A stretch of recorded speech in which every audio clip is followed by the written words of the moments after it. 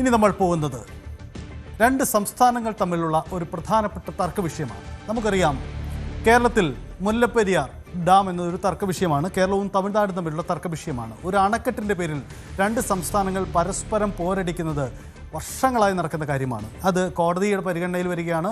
ആ തർക്കം ഇപ്പോഴും തുടരുകയാണ്. ഇതുപോലെ തന്നെ ഒരു ഡാമിൻ്റെ പേരിൽ മറ്റ് രണ്ട് സംസ്ഥാനങ്ങൾ പോരടിക്കുകയാണ്. ഒരു വശത്ത് തമിഴ്നാട് തന്നെയാണ്, മറുവശത്ത് കർണാടകമാണ്. ആ തർക്കം ഒരു വലിയ രാഷ്ട്രീയ പ്രതിസന്ധിയിലേക്ക് കൂടി പോകുന്നു എന്നതാണ് ഇപ്പോഴത്തെ സാഹചര്യം. ഇതിൻ്റെ അവസ്ഥയാണ് നമ്മൾ നോക്കുന്നത്. മേക്കഡാട്ട് ഡാം, അതായത് കർണാടകയുടെ ഭാഗമായി വരുന്ന ഒരു പ്രദേശത്ത് കർണാടക നിർമ്മിക്കാൻ പോകുന്ന ഈ ഡാം ഉണ്ടാക്കുന്ന രാഷ്ട്രീയ വിവാദം, അതിൻ്റെ പ്രശ്നങ്ങളാണ് നമ്മൾ പരിശോധിക്കുന്നത്. മറ്റൊന്നുമല്ല, ഇതാണ് ആ സാഹചര്യം. മേക്കഡാറ്റു ഡാം സൈറ്റാണ് ഇത്. കർണാടകയുടെ ഒരു പ്രപ്പോസലാണ്. അതായത് ബംഗളൂരു നഗരത്തിൻ്റെ ജലദൗർബല്യം പരിഹരിക്കുക, ഒപ്പം 400 മെഗാവാട്ട് വൈദ്യുതി ഉൽപ്പാദിപ്പിക്കുക. ഇതാണ് ഈ പദ്ധതിയിലൂടെ യഥാർത്ഥത്തിൽ കർണാടക ലക്ഷ്യമിടുന്നത്. ഈ പദ്ധതി നേരത്തെ മുതൽ തന്നെ കർണാടകയുടെ മനസ്സിലുള്ളതാണ്. പക്ഷേ അത് നടപ്പിലാക്കാൻ പലർക്കും കഴിയുന്നില്ല എന്നതായിരുന്നു സാഹചര്യം. കഴിഞ്ഞ നിയമസഭാ തെരഞ്ഞെടുപ്പിൽ, അതായത് ഏകദേശം 2.5-3 വർഷം മുമ്പ് നടന്ന നിയമസഭാ തെരഞ്ഞെടുപ്പിൽ കർണാടകയിലെ ഒരു മുഖ്യ വിഷയമായിരുന്നു ഈ ഡാം നിർമ്മാണം. കർണാടകയിലെ ഭരണ പ്രതിപക്ഷ കക്ഷികൾ ഒന്നടങ്കം ഈ ഡാം പദ്ധതിയെ അനുകൂലിക്കുകയാണ്. കാരണം ഈ ബംഗളൂരു നഗരത്തിൻ്റെ ജല ദൗർബല്യം പരിഹരിക്കണം. അതിന് പരിഹാരമായി അവർ കണ്ടെത്തിയിരിക്കുന്നത് ഈ ഡാം നിർമ്മാണമാണ്. അതായത് ഈ കടന്നു പോകുന്നതാണ് കാവേരി നദി. കാവേരി നദി കർണാടകയിലൂടെ കടന്നു വന്ന് തമിഴ്നാട്ടിലേക്ക് പോകുന്നതാണ്. മുമ്പ് തന്നെ കാവേരി ജല തർക്കം തമിഴ്നാടും കർണാടകയുമായി നിലനിൽക്കുന്ന ഒരു പ്രധാനപ്പെട്ട തർക്ക വിഷയമാണ്. ആ തർക്ക വിഷയത്തിൻ്റെ അടിസ്ഥാനത്തിൽ തമിഴ്നാടിന് വെള്ളം കൊടുക്കാൻ സുപ്രീം കോടതി തന്നെ കൃത്യമായ അളവ് നിശ്ചയിച്ചിട്ടുണ്ട്. അതനുസരിച്ചുള്ള നീക്കങ്ങളാണ് നടന്നു വരികയും ചെയ്യുന്നത്. തമിഴ്നാട്ടിലെ കർഷകർക്ക്, ഡെൽറ്റ മേഖലയിലെ കർഷകർക്ക് വെള്ളം എത്തിക്കുന്നതിനുള്ള പദ്ധതിയാണ്. ഇപ്പോൾ ഈ അണക്കെട്ട് വരുന്നതോടുകൂടി നിലവിൽ നൽകാൻ നിശ്ചയിച്ചിരിക്കുന്ന വെള്ളം നിലച്ചു പോകുമെന്ന ഭയമാണ് തമിഴ്നാട്ടിനുള്ളത്. മാത്രമല്ല, വരൾച്ചാ കാലത്ത് ഈ ഡാം നിർമ്മിച്ച് അതിലൂടെ കൂടുതൽ വെള്ളം ശേഖരിക്കപ്പെട്ടാൽ തമിഴ്നാട്ടിനുള്ള വെള്ളം മുടങ്ങും. അത് കടുത്ത പ്രതിസന്ധി ഉണ്ടാക്കുമെന്നതാണ് അവരുടെ ആശങ്ക. പക്ഷേ ഇതിങ്ങനെ ഒന്നും ഉണ്ടാവില്ല എന്ന് കർണാടക പറയുന്നു. ഇത് ഒരു വലിയ നീണ്ടകാലമായുള്ള തർക്കമാണ്. എന്തായാലും കർണാടകയിൽ രാഷ്ട്രീയ മാറ്റം സംഭവിക്കുന്നു. രാഷ്ട്രീയ മാറ്റം എന്നത് പുതിയ സർക്കാർ വരുന്നു. DK ശിവകുമാർ മുഖ്യമന്ത്രിയായി വരുന്നു. ഇനി അദ്ദേഹത്തിൻ്റെ പ്രധാനപ്പെട്ട അജണ്ട ഈ പദ്ധതി നടപ്പിലാക്കുക. ഇതിനുവേണ്ടിയുള്ള നീക്കങ്ങൾ കേന്ദ്ര സർക്കാരിൽ സമ്മർദ്ദമായി അവർ പല രീതിയിലായി ഉന്നയിക്കുന്നുണ്ട്. അതായത് ഈ മേക്കഡാറ്റു ഡാമിന് അനുമതി കിട്ടണം. പാരിസ്ഥിതിക അനുമതിക്ക് വേണ്ടിയാണ് ശ്രമിക്കുന്നത്. പാരിസ്ഥിതിക അനുമതിക്ക് പല വെല്ലുവിളികളുണ്ട്, പക്ഷേ അത് കിട്ടുമെന്ന പ്രതീക്ഷയാണ്. അതായത് കാവേരി നദി ഇങ്ങനെ കടന്നു പോകുന്ന പ്രദേശത്ത് ഒരു ഇടുങ്ങിയ മേഖലയിലൂടെ നദി കടന്നു പോകുന്നു. കാവേരി വളരെ വിപുലമായ വീതിയുള്ള നദിയാണ്. പക്ഷേ ഈ മേക്കഡാറ്റു ഭാഗത്ത് വരുമ്പോൾ അതിങ്ങനെ ഇടുങ്ങിയ മേഖലയിലൂടെ കടന്നു പോകുന്നുണ്ട്. ആ മേഖലയിൽ ഒരു അണ കെട്ടുക എന്നതാണ് കർണാടകയുടെ പ്രപ്പോസൽ. അങ്ങനെ അണ കെട്ടിയാൽ ആ വെള്ളം ബംഗളൂരു നദിക്കുള്ള നഗരത്തിലേക്കുള്ള ഒരു സ്റ്റോറേജ് ആക്കാം. ഒപ്പം തന്നെ അണ വഴി 400 മെഗാവാട്ട് വൈദ്യുതി ഉൽപ്പാദിപ്പിക്കാം. ഇതാണ് അവരുടെ ഒരു ആഗ്രഹം, ഇതാണ് അവരുടെ പ്രപ്പോസൽ. പക്ഷേ അതിന് വെല്ലുവിളിയായി നിൽക്കുന്നത് തമിഴ്നാടിൻ്റെ എതിർപ്പും കേന്ദ്ര സർക്കാരിൻ്റെ അനുമതി അടക്കമുള്ള വിഷയങ്ങളുമാണ്.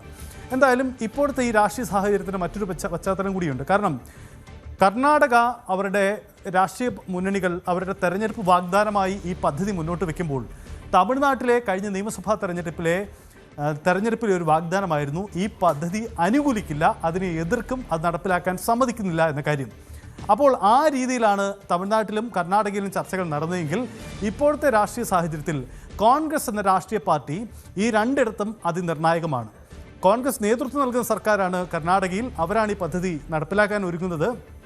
തമിഴ്നാട്ടിലേക്ക് വരുമ്പോൾ തമിഴ്നാട്ടിൽ വിജയ് സർക്കാരിന് TVK സർക്കാരിന് ഏറ്റവും പിന്തുണ നൽകിയിരിക്കുന്നത് കോൺഗ്രസ് ആണ്, മുഖ്യ കക്ഷിയാണതിൽ. അതുകൊണ്ട് തന്നെ കോൺഗ്രസിന് സ്വാധീനമുള്ള ഈ രണ്ട് സർക്കാരുകളും ഇതിൽ എന്ത് നിലപാടെടുക്കുമെന്ന ചോദ്യമാണ്. കോൺഗ്രസ് നേതൃത്വം ഈ വിഷയത്തിൽ എന്ത് നിലപാടെടുക്കുമെന്ന ചോദ്യമാണ്.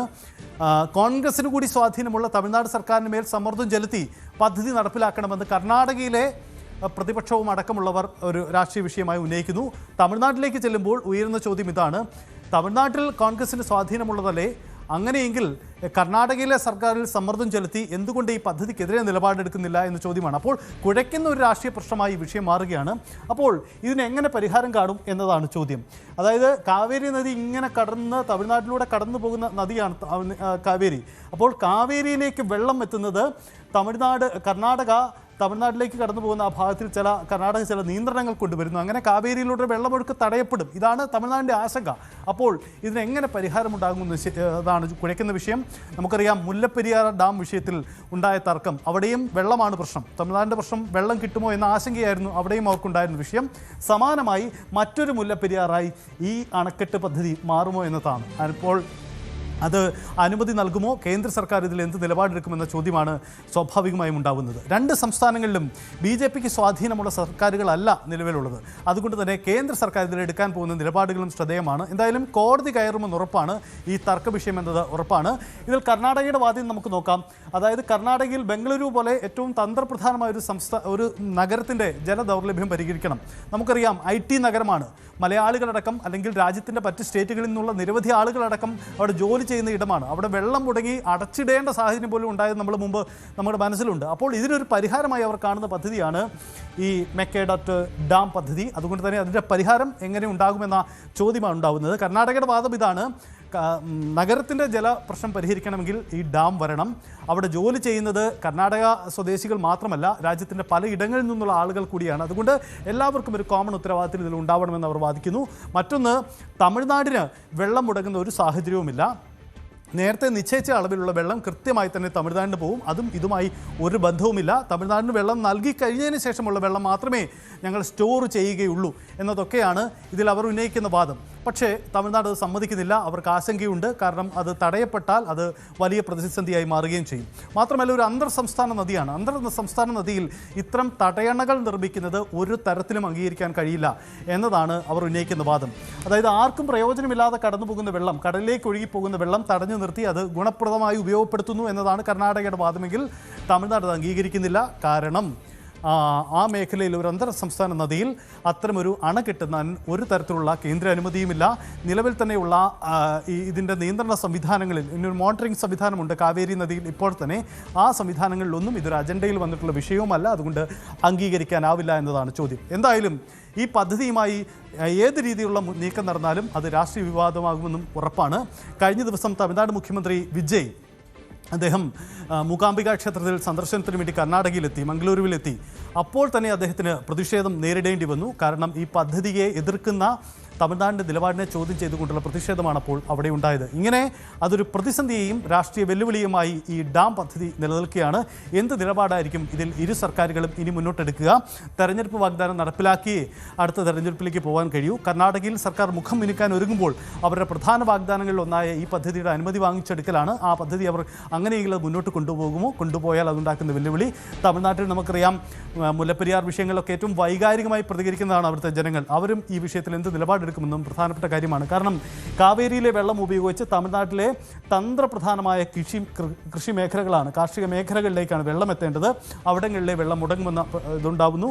അങ്ങനെയെങ്കിൽ അവിടെ കൃഷി മുടങ്ങിയാൽ അത് തമിഴ്നാടിൻ്റെ മാത്രം നഷ്ടമല്ല, ഈ മേഖലയിൽ മൊത്തത്തിൽ സംസ്ഥാനങ്ങളെ ബാധിക്കുന്ന രീതിയിൽ പച്ചക്കറി ഉൽപ്പാദനത്തെ അടക്കം ഗുരുതരമായി ബാധിക്കുമെന്ന് ആശങ്ക അവർ മുന്നോട്ട് വയ്ക്കുന്നു.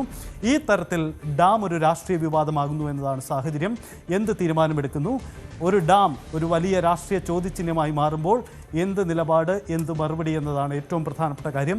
അതിൽ ആ നടപടി എന്താണെന്ന് നമുക്ക് കാത്തിരിക്കാം. കൂടുതൽ വാർത്തകൾക്ക് news 18 Keralam YouTube channel subscribe ചെയ്യുക.